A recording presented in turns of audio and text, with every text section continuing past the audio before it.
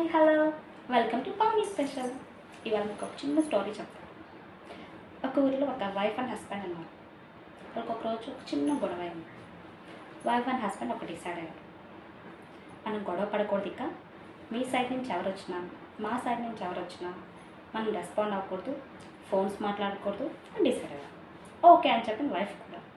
So అనుకున్న రోజు next డేనే అబ్బాయి తరపు నుంచి పేరెంట్స్ వచ్చారు. బెల్ కొడుతున్నారు, డోర్ నాక్ చేస్తున్నారు. ఇంట్లోనే ఉన్నారు, ఇద్దరు వింటున్నారు. కానీ అబ్బాయి ఏం రెస్పాండ్ అవ్వలేదు. వాళ్ళు చూసారు వెళ్ళిపోయారు. అబ్బాయి చాలా లైట్ కామ్ అయిపోయాడు. ఆ నెక్స్ట్ డేని అమ్మాయి తరపు నుంచి పేరెంట్స్ వచ్చారు. అమ్మాయి వాళ్ళ నాన్న అమ్మ వచ్చారు. బెల్ కొడుతున్నారు, డోర్ కొడుతున్నారు. అమ్మాయి ఏం చేయాలో అర్థం కావట్లేదు. కొద్దిసేపు ఆలోచిస్తాం, తలుపు తీసేద్దామా అని. కొద్దిసేపు లేదు, నేను ఎలా అయినా సరే పందెం గెలవాలి అనుకుంటున్నాను. అలా ఆలోచిస్తుండే కానీ తన కంట్లో నుంచి కన్నీళ్ళు వచ్చేస్తూ ఉన్నాయి. తన తెలియకుండా చూసింది. తన వల్ల కాలేదు. సరే వెళ్ళేసి డోర్ తీసేసింది. వెళ్ళేసి గట్టిగా అమ్మ నన్ను హ్యాక్ చేసుకుంది, ముద్దు పెట్టింది, లోపలికి పిలిచి తీసుకొచ్చింది. బాగా వాళ్ళకి ఇష్టమైన ఫుడ్ ప్రిపేర్ చేసి బాగా పెట్టింది. అలా బాగా ఎంజాయ్ చేశారు ఆ రోజంతా. నెక్స్ట్ డే వాళ్ళ పేరెంట్స్ వెళ్తారు. కొన్ని సంవత్సరాలకి వాళ్ళకి ముగ్గురు పిల్లలు పుట్టారు. ఇద్దరు అబ్బాయిలు ఒక అమ్మాయి.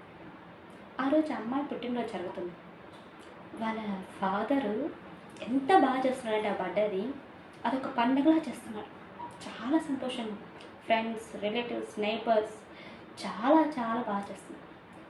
వాళ్ళ వైఫ్ వచ్చి హస్బెండ్ అడిగింది, ఏమండి మనకి ఇంకా ఇద్దరు మగపిల్లలు ఉన్నారు, వాళ్ళకి సంబంధించి ఏ వేడుక మీరు ఇంత ఘనంగా చేయలేదు.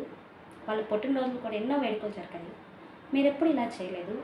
కానీ అమ్మాయి పుట్టినరోజు మాత్రం ఎందుకు మీరు ఇంతలా చేస్తున్నారు, ఇది ఒక పండగలా చేస్తున్నారు మీరు, ఎందుకండి అని అడిగింది. భర్త చాలా సంతోషంగా ఇలా చెప్పాడు, నీకు గుర్తుందా మనం కొన్ని సంవత్సరాల క్రితం గొడవ పడ్డాము, ఒక పందెం వేసుకున్నాము అని.